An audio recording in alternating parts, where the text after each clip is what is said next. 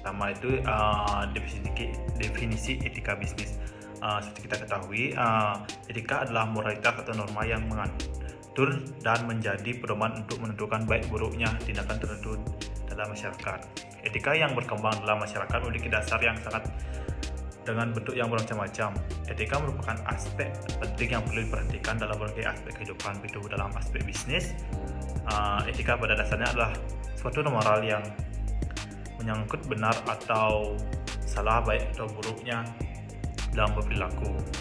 Dalam konsep etika bisnis terdapat pengertian yaitu perilaku etis dan atau tidak etisnya yang dilakukan pemimpin, manajer dan karyawan dalam hal yang menyangkut hubungan sosial atau perusahaan karyawan dan lingkungannya.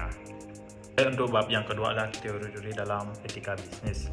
Yang pertama itu teori utilitarisme, yaitu pandangan yang menyatakan bahwa tidak perlunya dievaluasi berdasarkan manfaat dan biaya yang dibebankan kepada masyarakat.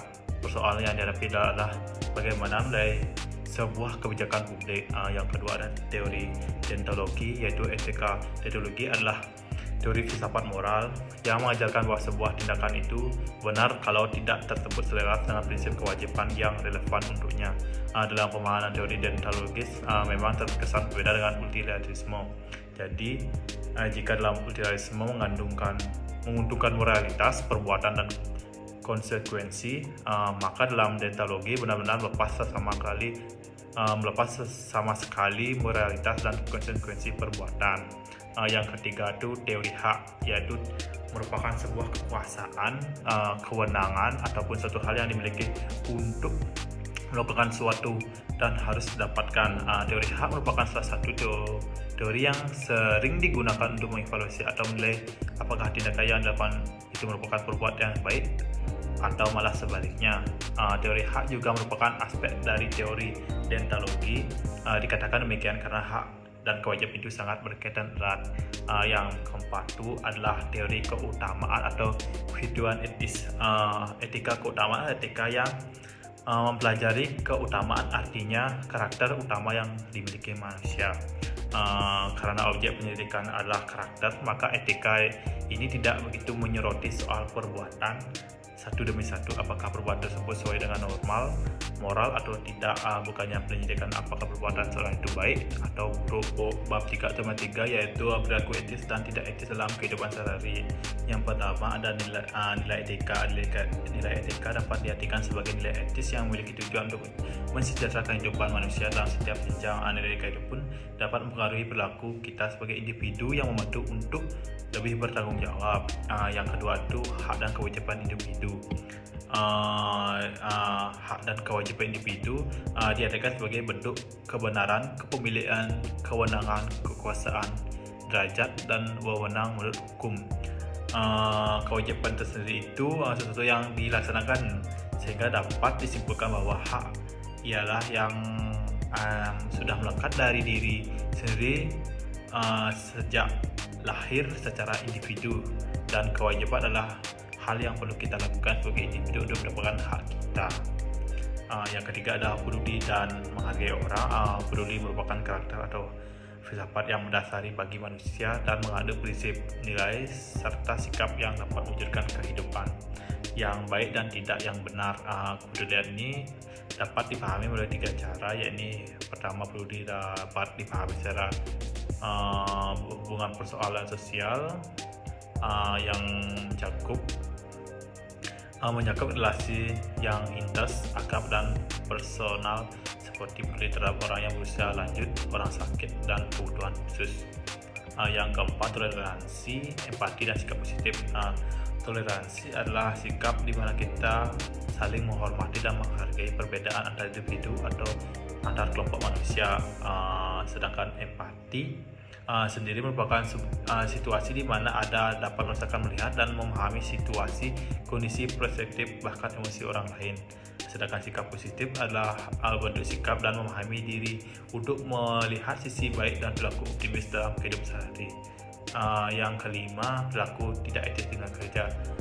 Perilaku tidak etis ini adalah perilaku yang menurut keyakinan perseorangan dan norma-norma yang dianggap salah satu atau buruk perilaku dan tidak etis yang seharusnya tidak dilakukan oleh suatu individu kepada individu lainnya. Malah sering kita jumpai di kehidupan sehari-hari maupun di kehidupan dunia kerja. 4 atau materi 4 yaitu arahan bisnis dan tujuan penerapan etika bisnis dalam aspek bisnis normal dan hukum. Yang pertama, histori bisnis dalam perubahan bisnis. Telah kita ketahui bisnis atau kegiatan perdagangan telah terjadi pada zaman kuno, bahkan sebelum masyarakat modern terbentuk. Pada zaman itu dilakukan dalam bentuk barter, di mana barang atau jasa ditukar dengan barang atau jasa lainnya menggunakan uang. Menurut Elbert, bisnis sebagai sebuah kelompok yang memiliki tujuan memperoleh keuntungan dan mengelola harga barang, menghasilkan barang yang bagus dan layak. Yang kedua adalah misi etika. Etika bisnis telah mengalami perubahan seiring dengan perubahan sosial, teknologi, dan ekonomi yang terjadi di dunia. Berubah pentingnya dalam etika bisnis termasuk tanggung jawab dan transparansi atau aturan yang bersifat bebas. Yang ketiga, teori Norveit atau meta. Yang pertama ada etika Norman Fried, atau merupakan bagian penting dari etika dalam bidang di mana berlangsung diskusi paling menarik mengenai tentang masalah moral. Yang kedua adalah meta etika. Istilah meta etika adalah awalan atau meta dalam bahasa Yunani, berarti melebihi atau melampaui, dibuat untuk menunjukkan pembahasan yang bukan moralitas secara langsung, melainkan mengacu berbagai konsep yang digunakan dalam bisnis moralitas. Materi 5 atau bab 5 yaitu etika dalam bisnis internasional. Yang pertama adalah bisnis internasional, di mana bisnis internasional adalah suatu bisnis yang kegiatannya dilalui batas negara. Definisi ini mencakup perdagangan internasional maupun di luar negeri, serta industri jasa seperti transportasi, perbankan, pariwisata, konstruksi, hiburan. Latar belakang terjadinya bisnis internasional adalah akibat adanya perbatasan komunitas suatu negara terhadap terjadinya kegiatan bisnis antar negara. Yang kedua adalah Corporate Social Revolution atau sisi internasional, merupakan satu konsep mengenai tanggung jawab perusahaan untuk turut meningkatkan kesejahteraan masyarakat di lingkungan perusahaan, termasuk turut serta menjaga dan meningkatkan kondisi lingkungan hidup. Yang ketiga ada perbedaan dalam etika bisnis internasional. Terdapat fase hidup yaitu etika individu, di mana suatu pandangan tersendiri mengenai tindakan yang etis dan tidak.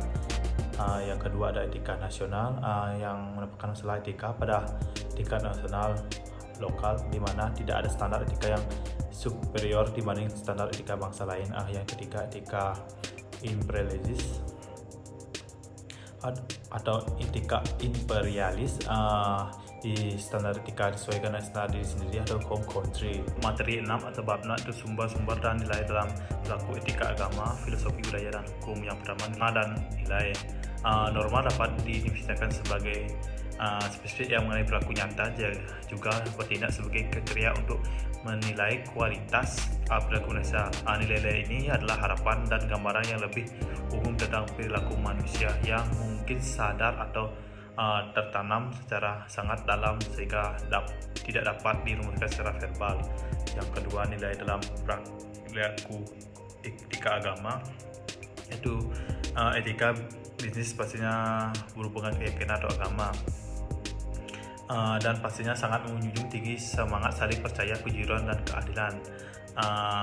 Misalnya dalam suatu perusahaan Islam, gaji karyawan dapat diturunkan jika perusahaan benar-benar mengalami kerugian, dan karyawan juga dapat bonus jika keuntungan perusahaan meningkat. Yang ketiga itu nilai dalam perilaku etika filosofi, di mana filosofi atau filsafat adalah sebuah ilmu yang menjadi akar ilmu pengetahuan yang ada di dunia. Yang keempat, presisif filosofi. Yang pertama ada utilitarisme, yaitu berfokus pada dampak dari tindakan bisnis terhadap kesejahteraan dan kebahagiaan masyarakat secara keseluruhan. Dalam konteks bisnis, utilitarisme dapat membantu mempertimbangkan dampak positif dan negatif. Yang kedua adalah deontologi, yaitu menekankan pada kewajiban moral dan prinsip-prinsip yang harus diikuti dan dalam tindakan bisnis. Dalam konteks ini, deontologi dapat membantu menentukan prinsip-prinsip moral yang harus diikuti, serta seperti kejujuran, integritas, dan kewajiban bagi perusahaan. Yang ketiga ada etika konsekuensial, yaitu berfokus pada hasil atau konsekuensi dari tindakan bisnis. Dalam konteks bisnis, etika konsekuensial dapat membantu mengevaluasi apa tindakan bisnis untuk menghasilkan dampak yang diinginkan. Saya pamit undur diri. Terima kasih.